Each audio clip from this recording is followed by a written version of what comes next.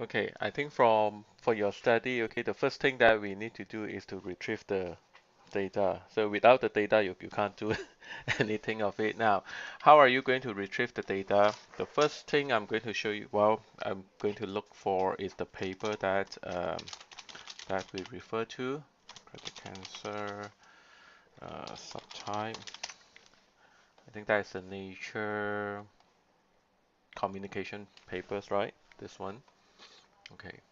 So we need to refer back to which data set that they use, and then we can then download it from there. Okay, so if I go to full text here,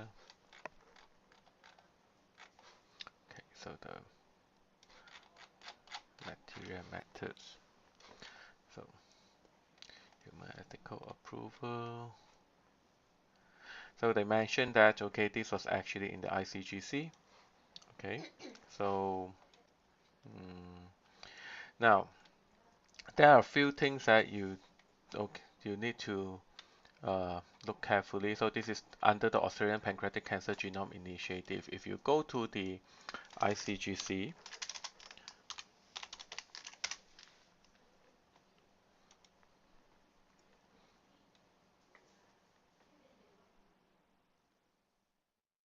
okay, this is what you will see here. Have you tried looking at this yet? Okay, so now, have you tried to download any of those? Okay, now if you go to here, so this should be the pancreatic cancer. You have two, which is an Australian entry. So this one is a APGI, and the other one is a different one. So what we want to look at, because that paper is actually using the AGPI, remember? APGI uh, data set, so it is most likely to be this one here. All right, so you can go to the project data straight away.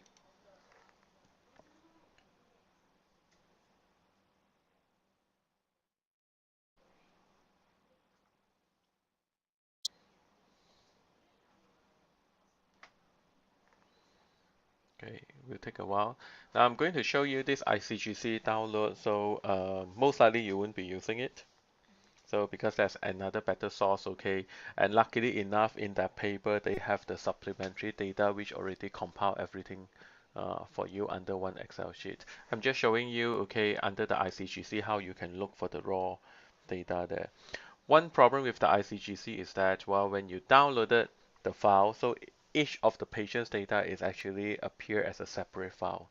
So then you have to either use a data assembler or you have to manually assemble it into a Excel sheet if you want to do your further analysis. So for example, okay, this is the IC, this is from that data set. So you can actually download, okay, the data that you want. So it tells you that there's about, okay, 430 patients there with all the data set that you want. So, and in this case here, you will probably focus more on the mutation. No, it's more like the expression. This is by array, and this is expression by sequencing data set. So if you click on here, okay, then you can click which one that you want, okay, to then go up here to uh, download the data.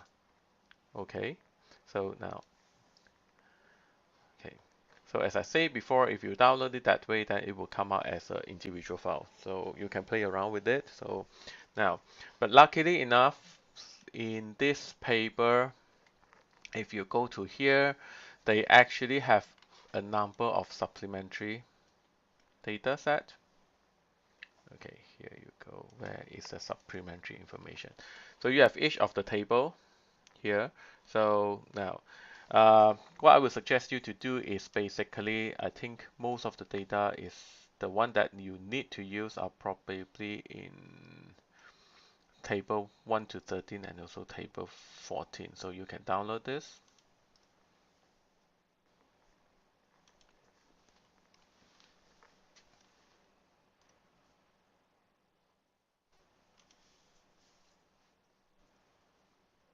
Okay, it will take a while. It's a bit slow.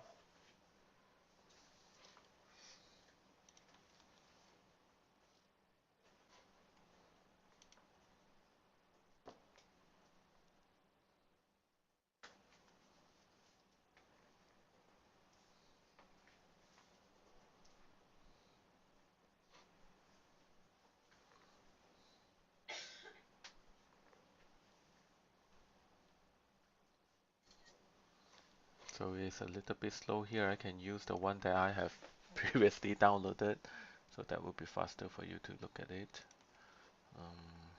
This will be under your research.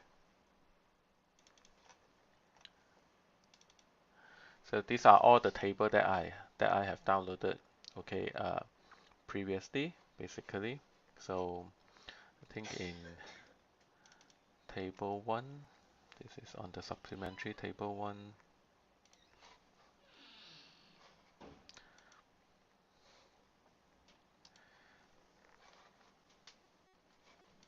Okay, so this is table 1 2.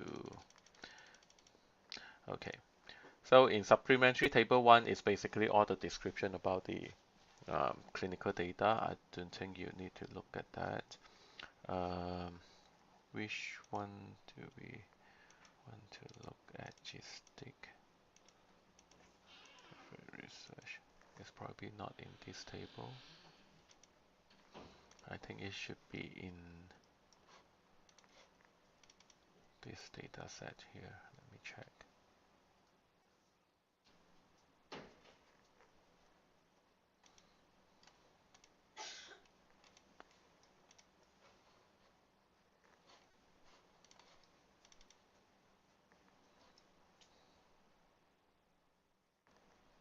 Okay, here you go. So this is actually in the second. So this is actually on supplementary table 14, which is the second um, supplementary table there. Now, what you will see here is, okay, here they have already give you all the ID for each of the samples, and then they already match it to the subtype based on the paper, based on the unsupervised clustering that they have done. They have already mapped it to the subtype, right? So, okay, so these are the cases. And the good thing about it is that in this supplementary data, they also have this normalized expression level. So you can see that if you come here, then you can see on top here, these are all the ID. And then on the each row here, these are all the genes. Well, okay, this is just the ID of the genes. Okay, later on I'm going to show you how you can convert this ID into the gene name and also the gene symbol. Now, so what you need to do now is basically for each of this sample, so we need to annotate them, basically indicate them which sample is belongs to which subtype. Okay, so to do that, I'm going to copy this into here, and then I'm going to just uh, transpose it, so it will be all in the sequence. Now you see that this number doesn't match with here. So now the question is that how am I going to match each of this number to the subtype? You know, each of this ID, okay, to the subtype that have already been determined. So you can do it manually if you want to. So altogether, it's not that many, only 97 samples. Or you can use the the VLOOKUP function in the Excel. So now what it does with the VLOOKUP is that, well, it can actually match your value with any of the data here. Okay, so this is the formula. So you have the lookup value, which is this one here. Okay, and then you have to indicate the table array, which is here to here, right? Now, then column index number. So by default, the column 1 is always as the reference ID. Okay, so this is column 1 and this is column 2. So I want to report it as column 2 data here. So I want to match it with the subtype. And then after that, well, I'm going to use the false here, which is basically I need it to be perfect match. Okay. So now then what you would do is that, so it would then match it to the to the subtype here. If you don't, well, if you want to cross check, you can cross check 006 is under which one? Okay, 006 is under subtype 1. Okay, so you can copy this whole formula down here so that it will automatically, okay, match it for you. Now, this sequence is important because this is the same sequence as the sequence of your data set here. So now the next thing what I'm going to do is I'm going to insert a row here. So this will be subtype, and then I'm going to copy all this here. Okay,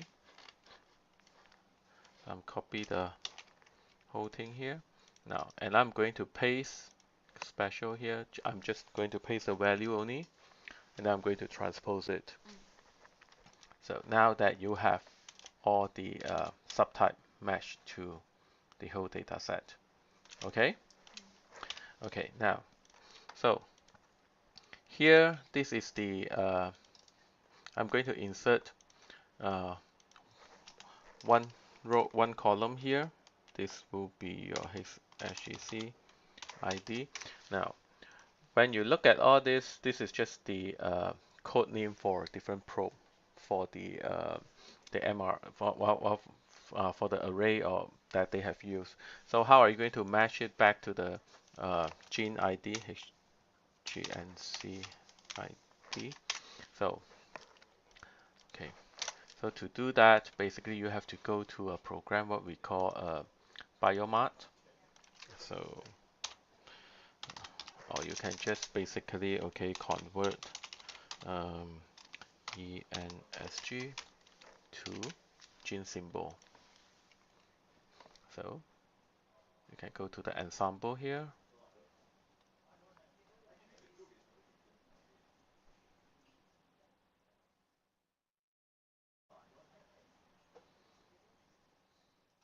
Okay, then you go to Biomat. Okay, choose the database. So we will be using the ensemble genes 89 database. Data set will be human. Okay, so here now, then you can set your filter here. So we'll be looking at gene only. So the rest of it you can ignore it at this point.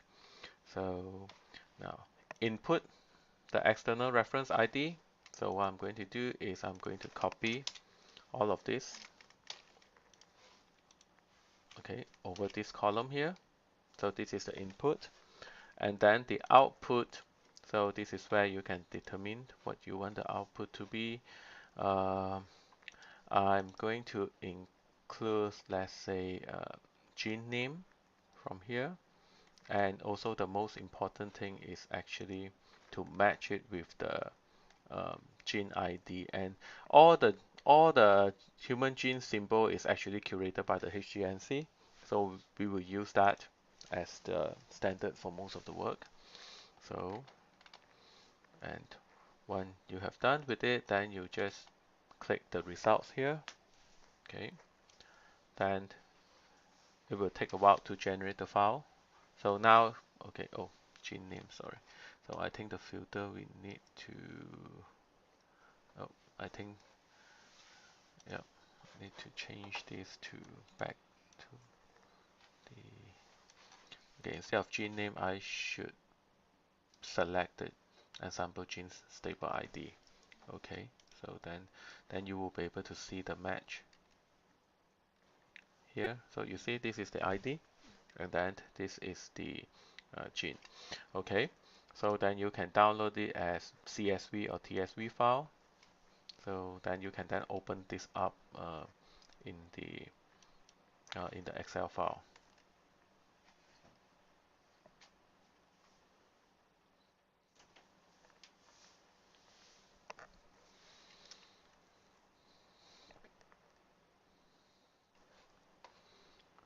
Okay, so here you go. Or what you can do is easier and better would be to open it. Um,